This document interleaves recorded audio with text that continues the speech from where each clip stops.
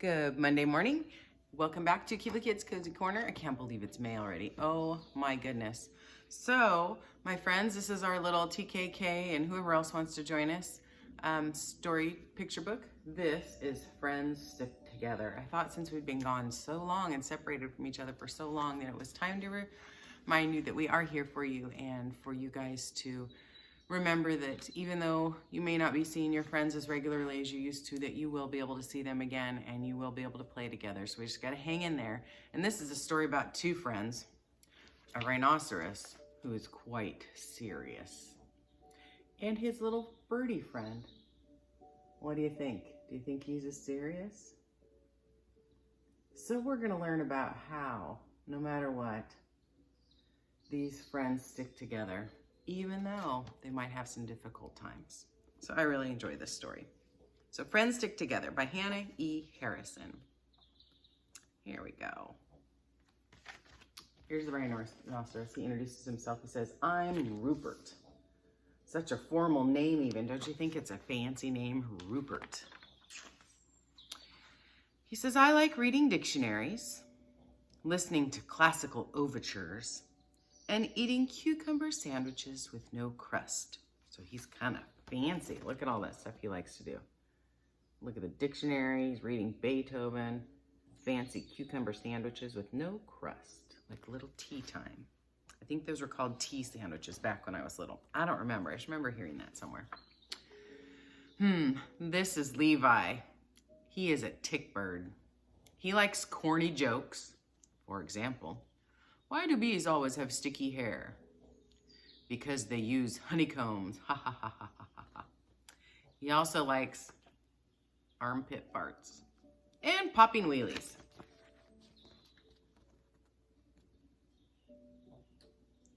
So again, Rupert, Levi.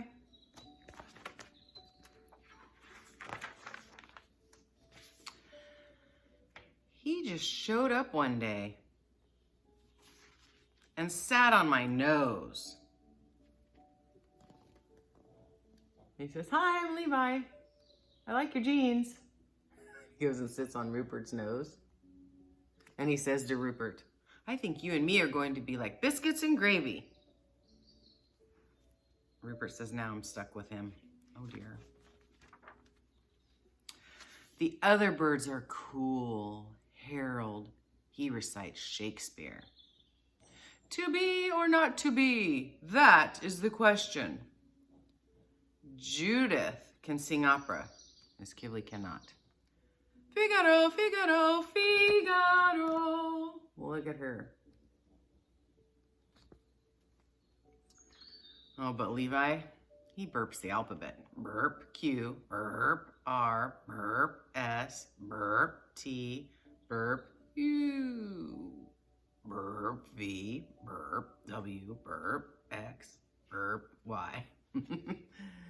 And look at that. Rupert's trying his hardest to just ignore the burping alphabeted bird. Oh, making friends was hard before. So poor Rupert already had trouble making friends. So he kind of was sticking out. But now it's even harder. Do you see where Levi is? Look for Levi in this page. Yep, there he is in his back pocket. Poor Rupert, he's like, now it's impossible to make new friends. In music class, Levi likes to play epic air guitar solos at inappropriate times. So look at everybody playing their musical instruments there. And he's just going beep, beep, beep, beep, beep. So with his guitar solo, he's just rocking out. During lunch, he makes a big to-do about eating my ticks and grosses everyone out.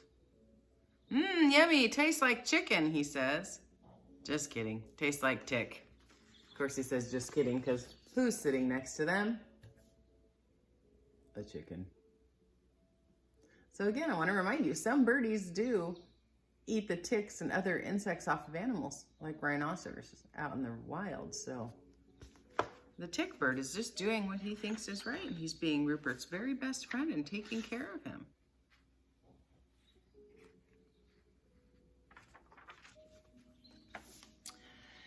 Uh-oh. And in gym class, like PE, he draws even more attention to my shameful lack of upper body strength. So poor Rupert, even the slow sloth is getting ahead of Rupert.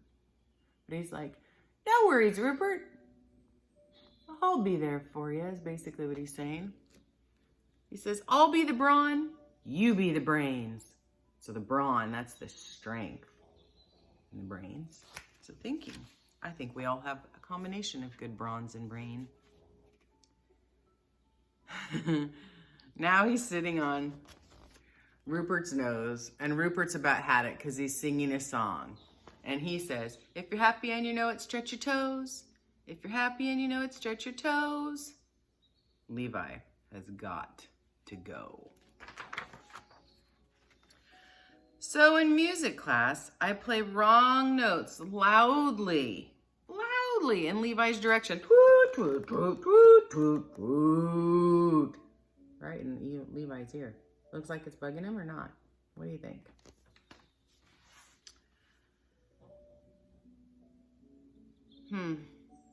But he doesn't miss a beat. He still keeps playing along with everybody else. Look at all that. Boop-de-boo, twat-twat-twat.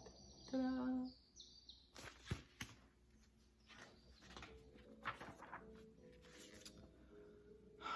During dodgeball, I twist and turn so that Levi gets nailed by the ball every single time.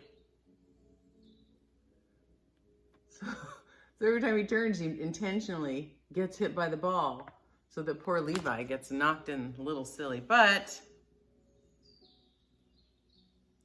he always bounces back. And look at Levi. He's like, hoo-wee, guess this isn't our sport. So Levi is just hanging in there. He has no idea Rupert's trying to get rid of him. I think Rupert should be honest and have a talk. What do you think? Instead of trying to just get rid of him and not telling him. We'll see what happens. At recess, I try flinging him off of me with centrifugal force. So he's going around and trying to just get him to fly off of him. Did it work? Oh, I get sick in the trash can. That's what Rupert's doing. But Levi had the ride of his life. That was awesome. So again, I'll show you that picture. See, poor Rupert got himself sick. And Levi's like, woohoo, that was awesome.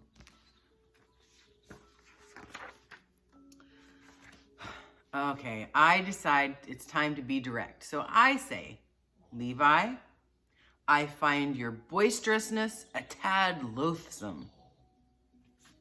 Huh? Says Levi. Your uncouthness is slightly problematic. My what? I want to be alone. So he uses all his fancy words and confuses poor Levi. But eventually they get it together. Oh, he says, and hops down. Sorry, Rupert. I just thought you looked like you could use a friend. And then he shuffled away and went and hid in the bush. I want you to remember at the beginning. Could Rupert have used a friend? Remember at the very beginning?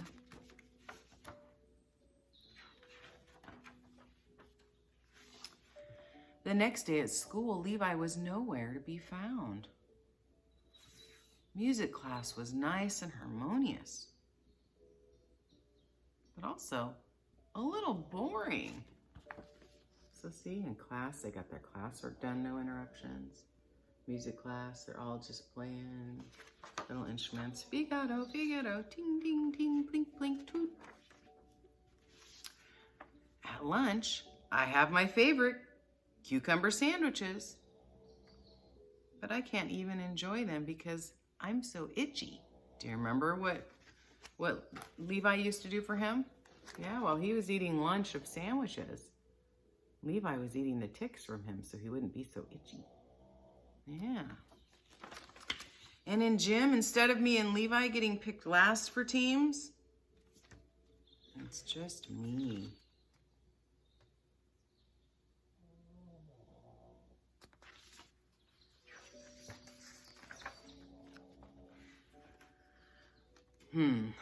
Rupert goes to his dictionary. You know, he likes the dictionary. He looks up the word friend, and he reads these definitions. Number 1, a person attached to another by feelings or affection. Number 2, a person who gives assistance, a patron or supporter. Number 3, a person who is on good terms with someone, not hostile. I think Levi might have been right. And I feel terrible. Look at him sitting by himself feeling terrible. So after school, I go to Levi's house and I knock on his door. Who's there? Rhino. Rhino who? Rhino, I was wrong and you were right. I'm really sorry. Can we be friends? Now remember, Levi likes jokes, so Rhino, I know. Get it? It rhymes. Rhino, I was wrong. Oh, look at that happy face. Levi laughs and opens the door. He says, I don't know. You can be a little highfalutin, huh? Well, he says it's an adjective. Too big for your britches, says Levi. My what? Yeah, we can be friends. So now they're friends. I'm Rupert. Turns out I like classical air guitar, corny jokes, and my good friend Levi. So even though they're different, they learned some of what each other likes, and they can both be patient. Because remember, Levi was doing whatever Rupert wanted to do, so he was already being patient. Rupert had to learn to accept that Levi can like different things, and they're still friends. And then they give us one more definition from Rupert's dictionary. It's symbiosis. It says, a relationship between two different kinds of living things that live together and depend on each other. So they have that symbiotic relationship. They like different things, but they take care of each other. And the real life part of this connection is that a tick bird would eat the ticks from a rhino. So I hope you enjoyed Friends Stick Together. I enjoyed reading it. Have a great day, kiddos. And again, we always look forward to seeing you. We don't know exactly when that'll be. We're just hoping August at this point. We love you and care about you. Have a great Monday, and we'll see you next week, unless you're joining us also for our Roald Dahl with James and the Giant Peach, which has finished at this point, and Matilda, but maybe you haven't finished James and the Giant Peach, and that's okay. Love you guys. Have a great day. Bye. Thanks for tuning in.